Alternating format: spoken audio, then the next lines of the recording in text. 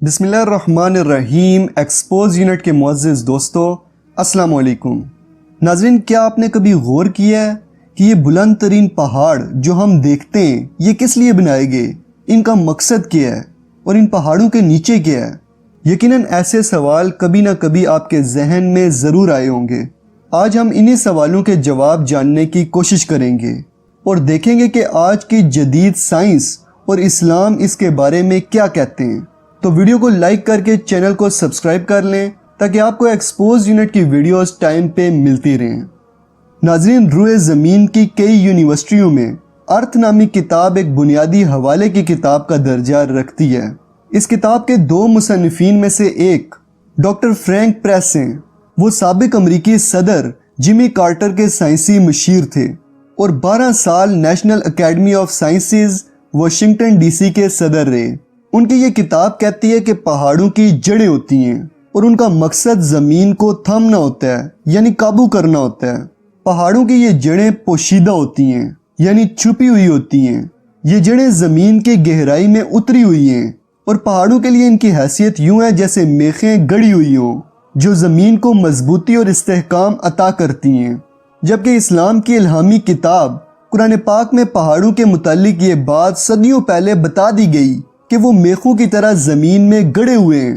چنانچہ پہاڑوں کی مضبوطی اور ثابت قدمی کے سلسلے میں قرآن پاک میں ارشاد باری تعالی ہے، کیا ہم نے زمین کو فرش نہیں بنایا اور پہاڑوں کو میخیں؟ ناظرین، ابن کثیر رحمۃ اللہ تعالی نے جدید سائنسی دریافتوں سے صدیوں پہلے ان آیات کی تفسیر میں لکھا تھا اور پہاڑوں کو اس زمین کی میخیں بنایا ہے، یعنی ان کو زمین میں میخوں کی طرح گاڑ دیا ہے تاکہ زمین ان سے جمی رہے اور تھمی رہے اور پہلے کی طرح ہلے جلے نہیں اور اپنے اوپر بسی مخلوق کو پریشان نہ کرے۔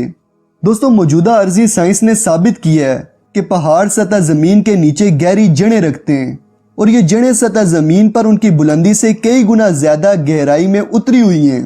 سائنس کی تاریخ ہمیں بتاتی ہے کہ پہاڑوں کی گہری جڑیں رکھنے کا نظریہ صرف 1.5 صدی پہلے 1865 میں برطانوی شاہی فلکیات دان سر جارج ایری نے پیش کیا تھا، جبکہ قرآن نے یہ بات 7ویں صدی عیسوی میں بتا دی تھی جب کسی بھی شخص کو اس چیز کا علم نہیں تھا۔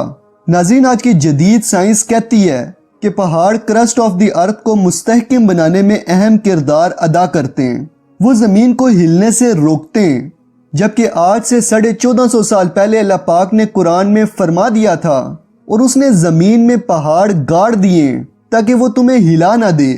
ناظرین، اسی طرح زمینی پلیٹوں کا جدید نظریہ یہ کہتا ہے کہ پہاڑ زمین کے لیے سٹیبلائزرز ہیں۔ پہاڑوں کے اس کردار کا علم انسانوں کو 1960 میں ہوا جب زمینی پلیٹوں کا نظریہ سامنے آیا۔ اس نظریے کے مطابق اگر پہاڑ نہ ہوں تو زمین کی سطح میں اس قدر تیزی سے تبدیلیاں آئیں کہ بر اعظم ایک جگہ سے دوسری جگہ چلے جائیں، جبکہ قرآن یہ تمام نظریات 1450 سال پہلے پیش کر چکا ہے۔ اب آپ ذرا سوچیں، کیا کوئی نبی صلی اللہ تعالیٰ علیہ وآلہ وسلم کے دور میں پہاڑوں کی حقیقی شکل کے بارے میں جان سکتا تھا؟ نہیں، بالکل بھی نہیں۔ کیا کوئی تصور کر سکتا تھا کہ ٹھوس اور بلند و بالا پہاڑ جو آسمانوں کو چھوتے نظر آتے ہیں دراصل زمین کے اندر بہت گہرائی میں اترے ہوئے ہیں اور مضبوط جڑیں رکھتے ہیں؟ ناظرین، اس دور میں کوئی شخص بھی ایسا تصور نہیں کر سکتا تھا، لیکن قرآن پاک نے 1450 سال پہلے پہاڑوں کی یہ حقیقت ہم پر واضح کر دی، جس کی تصدیق آج کے جدید دور میں سائنسدان کرتے ہیں اور سائنسدانوں نے اپنے تجربات سے یہ ثابت کر دکھایا ہے۔ مثلا آج کے جدید سائنسدانوں کا کہنا ہے کہ کوکاف کی بلند ترین چوٹی 5642 میٹر یعنی 5.6 کلومیٹر اونچی ہے، مگر اسی کوکاف کی جڑیں زمین کے اندر تقریباً 65 کلومیٹر تک گڑی ہوئی ہیں۔ یوں جدید علم الارض نے قرآنی آیات کی صداقت کا اعتراف کر لیا ہے۔ بے شک قرآن پاک کا ایک ایک حرف سچ اور حق ہے۔ تو دوستو، یہ تھی آج کی ویڈیو۔ اب ویڈیو اچھی لگی ہے تو ویڈیو کو لائک کریں، کومنٹ کریں اور اپنے تمام دوستوں کے ساتھ شیئر بھی کریں۔ چینل کو سبسکرائب کر لیں کیونکہ اس چینل کو آپ کی ضرورت ہے۔ جلدی ملتے ہیں اگلی ویڈیو میں، تب تک کے لیے اپنا اور اپنے پیاروں کا خیال رکھیے گا۔ فی امان اللہ۔